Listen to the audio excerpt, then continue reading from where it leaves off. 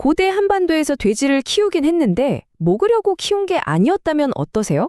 좀 이상하게 들리죠? 오늘 우리가 파헤쳐볼 이야기는 바로 이겁니다. 우리가 당연하게 생각했던 가축의 역사를 완전히 뒤집는 아주 놀라운 비밀에 관한 이야기죠. 자, 바로 이 질문에서 한번 시작해 볼까요? 돼지를 왜 키울까요? 당연히 고기를 얻으려고 키우죠. 그런데 그 모든 수고를 들여서 돼지를 길렀는데 그걸 거의 안 먹었다면요? 이거 정말 이상하고 어떻게 보면 좀 비효율적인 일 아닌가요? 사실 그렇죠. 지금 우리 생각으로 보면 가축, 특히 돼지를 키운다는 건 사냥처럼 불확실한 거 말고 안정적으로 단백질을 얻기 위한 거잖아요. 너무나 합리적이고 효율적인 선택이죠. 이게 상식이고요.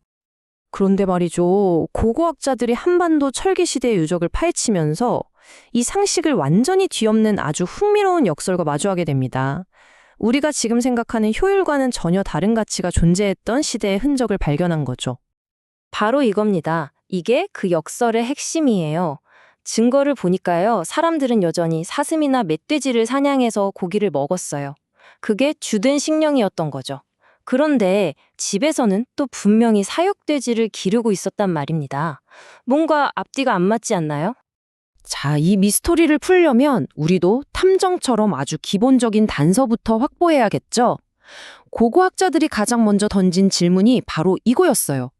아니, 이 뼈가 진짜 사육돼지 뼈가 맞아?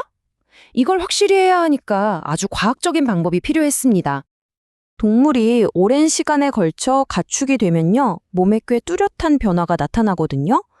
야생 멧돼지에 비해서 사육돼지는 몸집이 전반적으로 작아지고 뼈대도 좀 약해져요. 특히 주둥이가 짧아지고 이빨이 작아지는 게 아주 눈에 띄는 특징입니다.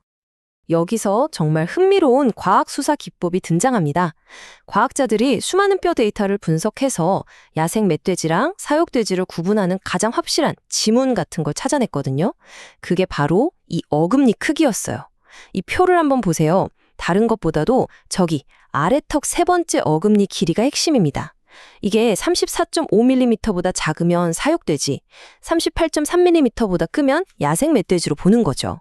이 기준으로 고대의 뼈들을 하나하나 판별해 나간 겁니다. 자, 그럼 이 정밀한 기준을 가지고 유적지에서 나온 뼈들을 다시 한번 들여다보죠.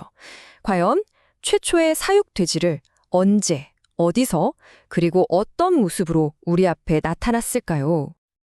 이야, 이 그래프가 정말 모든 걸 말해주네요. 초기 철기시대 남해안 유적지에서 나온 동물 뼈들을 분석해 봤더니요, 사냥으로 잡은 사슴이랑 멧돼지가 무려 85%예요. 압도적이죠.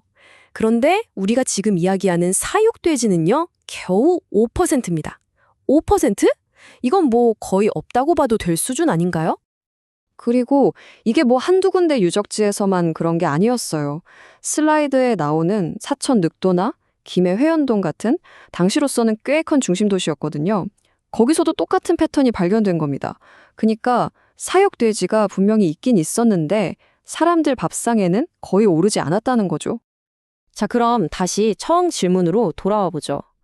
이제 데이터까지 봤으니까 이 질문이 훨씬 더 중요해졌습니다. 아니, 핵심은 이거예요. 고작 이 정도 5% 먹으려고 그 힘든 돼지 사육을 시작했을 리가 없잖아요. 도대체 진짜 이유는 뭐였을까요? 이제 이 이야기의 클라이맥스입니다. 고고학자들이 마침내 이 기나긴 수수께끼를 풀 결정적인 증거, 이른바 스모킹건을 찾아내는데요. 그 엄청난 힌트가 돼지뼈가 발견된 장소에 숨어 있었습니다. 바로 이겁니다. 이게 정말 중요해요. 사육 돼지의 뼈는요, 우리가 생각하는 것처럼 음식물 쓰레기를 버리는 평범한 구덩이에서 나온 게 아니었어요. 아주 특별하고 무언가 의도를 가지고 만든 그런 장소에서 발견되기 시작한 겁니다. 예를 들어 볼게요. 춘천의 한 유적에서는 어린 사육 돼지의 턱뼈가 토기 항아리 안에 아주 소중하게 놓여있는 채로 발견됐어요. 심지어 그 위는 돌판으로 정성스럽게 덮어놨었죠. 이건 누가 봐도 그냥 버린 게 아니잖아요. 뭔가 의미가 있는 거죠. 동해의 한 유적에서는 더 이상한 게 나왔습니다. 아주 어린 새끼 돼지 한 마리의 뼈가 거의 완전한 형태로 큰 항아리 안에 담겨 있었는데 심지어 그 항아리가 거꾸로 묻혀 있었어요. 이것도 보통 우리가 생각하는 방식은 절대 아니죠? 이런 발견들이 계속 쌓이다 보니까 하나의 명백한 패턴이 보이기 시작했어요. 첫째, 제물로 바쳐진 돼지는 고기가 많이 나오는 다자란 돼지가 아니라 대부분 어린 새끼들이었어요. 둘째, 유독 머리나 두개골 부분이 중요하게 다뤄졌다는 겁니다.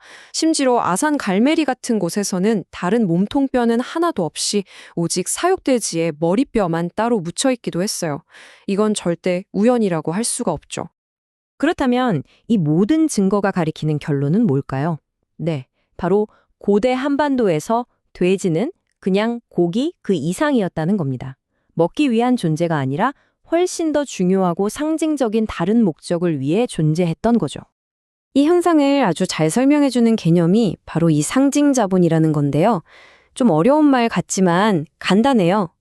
돈이나 땅처럼 눈에 보이는 자산 말고요. 명예나 권위, 위신처럼 눈에 보이지 않는 사회적인 힘을 말하는 겁니다. 요즘으로 치면 사람들이 명품 가방을 들거나 비싼 차를 타면서 자기 지위를 보여주는 거랑 비슷한 원리라고 생각하시면 쉬워요.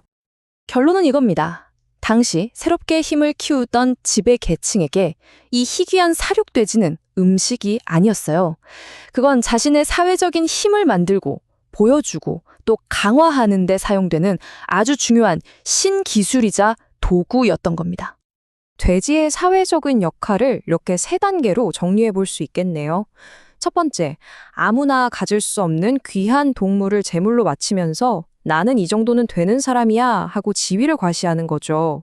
두 번째, 이 특별한 돼지를 중심으로 제사나 의식을 치르면서 공동체의 사람들을 하나로 묶는 겁니다. 그리고 마지막으로 이 모든 의식을 주관하는 리더는 신이나 조상과 소통하는 아주 강력한 권위를 갖게 되는 거죠. 결국 이 돼지 한 마리가 지위, 결속, 권위, 이 모든 걸 만들어내는 핵심 아이템이었던 셈입니다. 결국 이 한국 최초의 사육 돼지 이야기는 우리에게 아주 중요한 사실 하나를 알려줍니다. 어떤 새로운 기술이나 자원이 처음 등장했을 때 그 진짜 목적이나 쓰임새는 우리가 지금의 기준으로 생각하는 것과는 전혀 다를 수도 있다는 거죠. 효율성만이 전부는 아니었던 겁니다. 이 고대의 사례가 오늘을 사는 우리에게도 이런 질문을 던지는 것 같아요.